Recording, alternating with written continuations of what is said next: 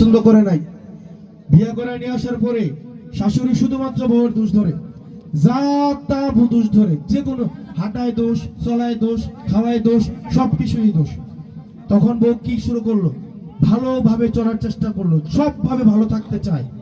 একদিন রান্না করছে, রান্নার মধ্যে কোনো ভুল নাই, সব ঠিকঠাক আছে, পুরা গ্রামবাসী সবাই বউয়ের প্রশংসা করছে।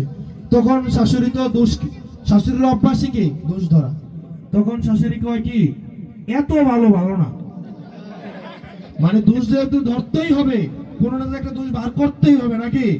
হাসনাত আব্দুল্লাহর কোনো দোষ খুঁজে পায় না, কারণ তার লগে চাঁদাবাজ ধান্দাবাজ নাই, সে চাঁদাবাজদের উপরে নির্ভর করতেছে না।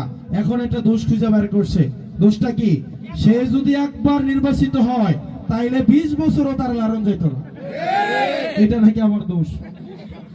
মানুষ যদি আমাকে রাখতে চায়, মানুষ যদি আমাদেরকে রাখতে চায়, তাইলে সেক্ষেত্রে জোর করে লাড়তে হইবই কেন? মানে একটা অযোগ্য অদক্ষ একটা মানুষকে আমরা সমর্থন দেব, কিন্তু তার সমর্থন দেওয়া যাবে না, ঠিক কিনা? ঠিক কিনা? শোনেন, আল্লাহ যাকে সিলেক্ট করে, আল্লাহ যাকে পছন্দ করে, জনগণ যাকে চায়, দুনিয়ার সকল শক্তি মিলেও তাকে আটকাইতে পারবে না।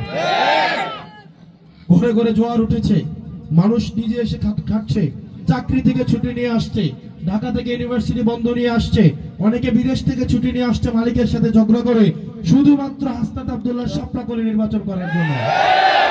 সুতরাং এই জনজোয়ার আপনারা কিভাবে আটকাবেন? আটকানোর কোনো সুযোগ নাই। ইভেন যে লোকটা ধানের শীষের